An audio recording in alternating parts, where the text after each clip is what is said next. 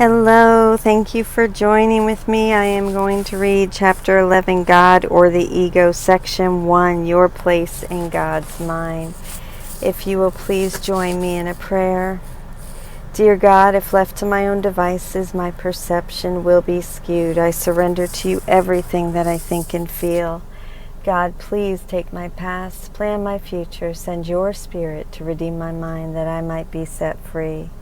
May I be your channel, God, and serve the world. May I become who you would have me be, do what you would have me do, go where you would have me go, and say what you would have me say, and to whom, dear God. God, please allow me to set aside everything I think I know about A Course in Miracles, about you, about myself and my brothers in this world, God.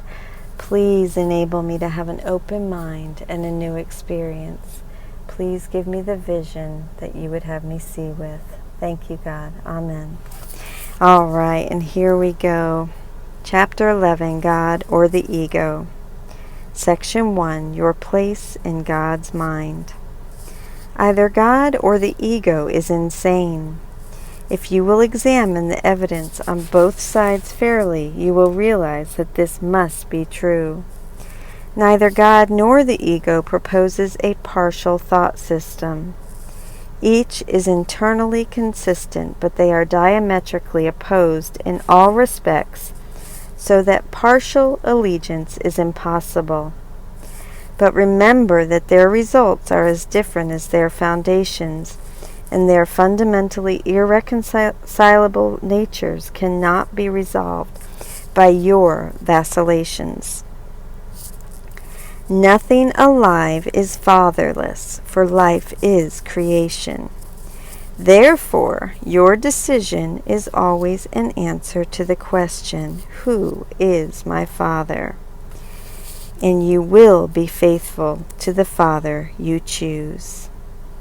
And what would you say to someone who really believed this question involves conflict? Footnote 1.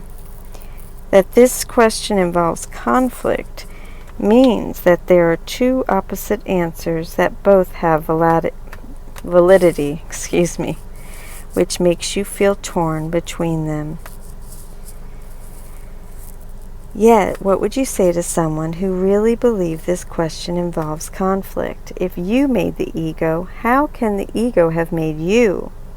The authority problem remains the only source of perceived conflict, because the ego was made out of the wish of God's Son to father him. The ego, then, is nothing more than a delusional system in which you made your own father. Make no mistake about this. It sounds insane when it is stated with perfect honesty, but the ego never looks upon what it does with perfect honesty. Yet that is its insane premise, which is carefully hidden in the dark cornerstone of its thought system. And either the ego which you made is your father, or its whole thought system will not stand. You have made by projection, but God has created by extension. The cornerstone of God's creation is you, for his thought system is light. Remember the rays that are there unseen. So remember the rays that are there unseen. Footnote 2, Chapter 10, Section 4. If you but see the little spark, you will learn of the greater light, for the rays are there unseen. These are the rays that shine from our true nature, which explains why the previous sentence above equates us with light. The more you approach the center of his thought system, the clearer the light becomes. The closer you come to the foundation of the ego's thought system, the darker and more obscure becomes the way. But even the little spark in your mind is enough to lighten it. Bring this light fearlessly with you and hold it up to the foundation of the ego's thought system bravely. Be willing to judge it with perfect honesty. Open the dark stone of terror on which it rests and bring it out into the light. There you will see that it rests wholly on meaninglessness, and that everything of which you have been afraid has been based on nothing. My brother, you are part of God and part of me. When you have at last looked at the ego's foundation without shrinking, you will also look upon ours. I come to you from our Father to offer you everything again. Do not refuse to keep a dark cornerstone hidden, for its protection will not save you. I give you the lamp, and I will go with you. You will not take this journey alone. I will lead you to your true Father, who hath need of you as I have.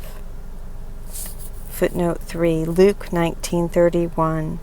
And if any man ask you, why do ye loose him, the colt? Thus shall ye say unto him, because the Lord hath need of him. Will you not answer the call of love with joy? You have learned of your need of healing. Would you bring aught else to the sonship, knowing your need of it yourself? For in this lies the beginning of knowledge, the foundation on which God will help you build again the whole thought system which you share with Him. Not one stone you place upon it, but will be blessed by Him. Footnote 4, Mark 13:2. And Jesus said to him, Do you see these great buildings? There will not be left here one stone upon another that will not be thrown down. In the above allusion, things are reversed. Rather than God condemning the temple by throwing it down, so that not one stone remains, in the course God will bless every stone of the new spiritual temple being built, the restoration of the holy dwelling place of His Son. Not one stone you place upon it, but will be blessed by Him, for you will be restoring the holy dwelling place of His Son, where He wills His Son to be and where He is. In whatever part of the mind of God's Son you restore this reality, you restore it to yourself. For you dwell in the mind of God with your brother, for God Himself did not will to be alone. To be alone is to be separated from infinity, but how can this be if infinity has no end? No one can be beyond the limitless, because what has no limits must be everywhere. There are no beginnings and no ends in God, whose universe is Himself. Can you exclude yourself from the universe or from God, who is the universe?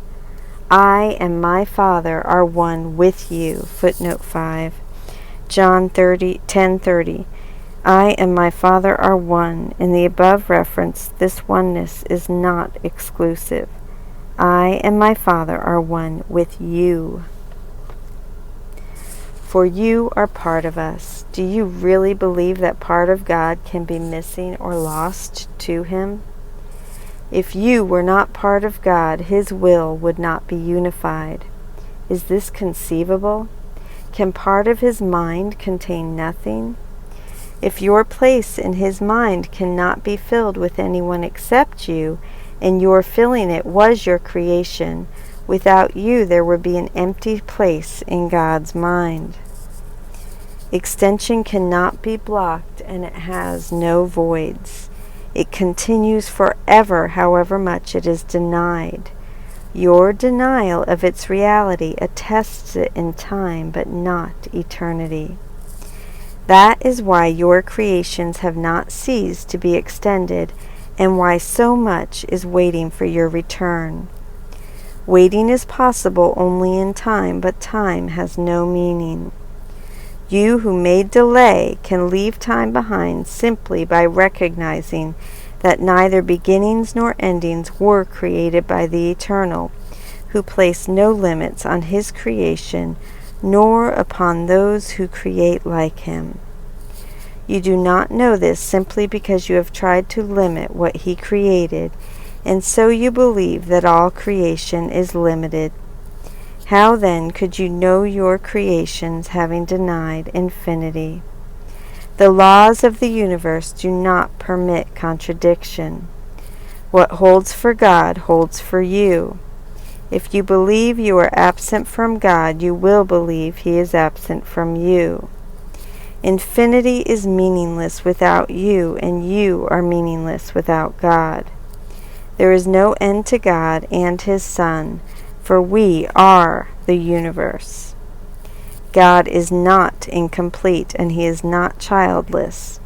Because He did not will to be alone, He created a Son like Himself. Do not deny Him His Son, for your unwillingness to accept His fatherhood has denied you yours. See His creation as His Son, for yours were created in honor of Him. The universe of love does not stop because you do not see it, and your closed eyes have not lost you to the ability to see. Look upon the glory of His creation, and you will learn what God has kept for you. God has given you a place in His mind which is yours forever, but you could keep it only by giving it as it was given to you. Could you be alone there if it was given you because God did not will to be alone? God's mind cannot be lessened, it can only be increased, and everything He creates has the function of creating. Love does not limit, and what it creates is not limited. To give without limit is God's will for you, because only this can bring you the joy which is His and which He wills to share with you. Your love is as boundless as His because it is His. Could any part of Him be without His love, and could any part of His love be contained? God is your heritage because His one gift is Himself. How can you give except like Him if you would know His gift to you? Give them without limit and without end to learn how much He has given you. Your ability to accept Him depends on your willingness to give as He gives. Your fatherhood and your Father are one. Thank you so much for joining me in section 1 of chapter 11, God or the Ego. It's a beautiful section. Your place in God's mind.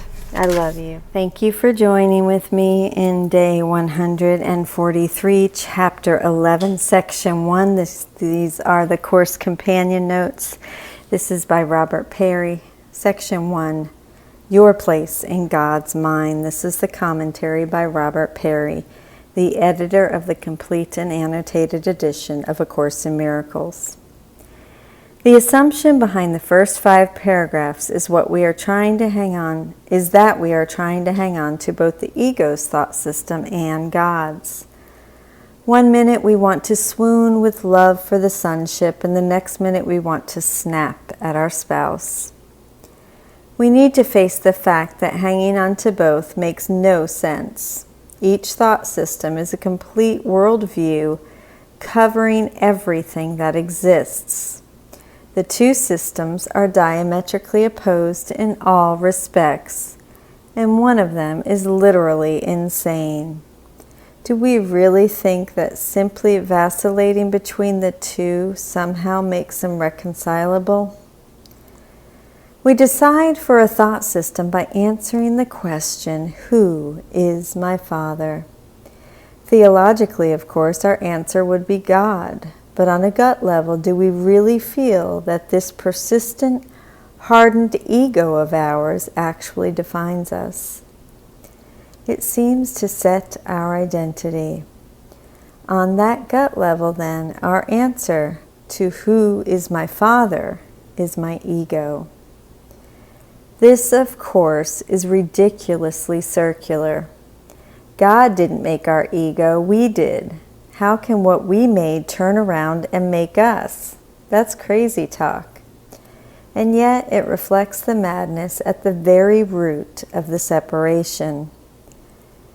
The last section told us that it all started when we didn't want God to create us. This section now takes things one step further. We actually wanted to create God. We wanted to create our own creator. Out of this impossible desire, we made the ego and then believed that it made us. This is the dark cornerstone of the ego's whole thought system. Excuse me. Everything rests on this completely absurd and circular premise. To let go of its thought system once and for all, we need to make a journey to that foundation and really look at it. We need to shine the light of our little spark, which here seems to be our capacity for reason, honesty, and clear sight, onto this dark cornerstone and see how nonsensical it is. It's a journey into obscurity and irrationality, yet Jesus will go with us. He says you will not take this journey alone. Are we willing to take this journey, to see that at the heart of the ego is pure madness? To see that all of our ego reactions are not the valid workings of a useful survival mechanism, but are at root utterly insanity? I want to say insane, but are at root utterly insanity.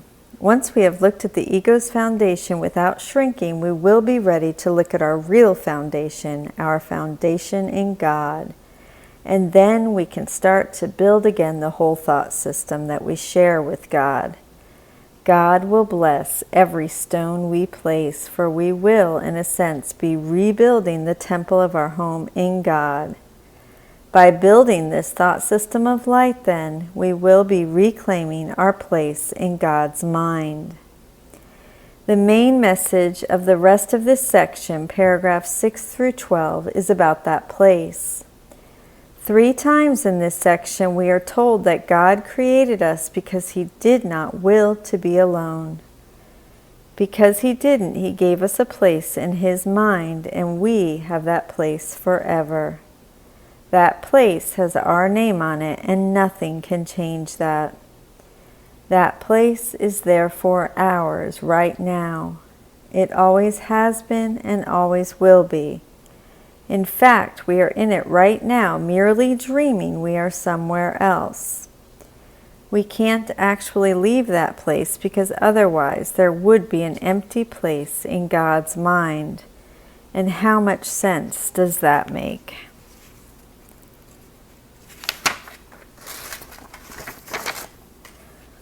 To reclaim this place, however, we need to give our brothers their place.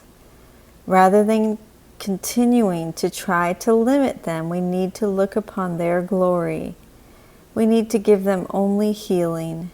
Indeed, we need to give to them without limit and without end. Can we imagine giving to the people we know without limit and without end? Can we imagine all of our behavior toward them being an act of granting them their eternal place in God's mind?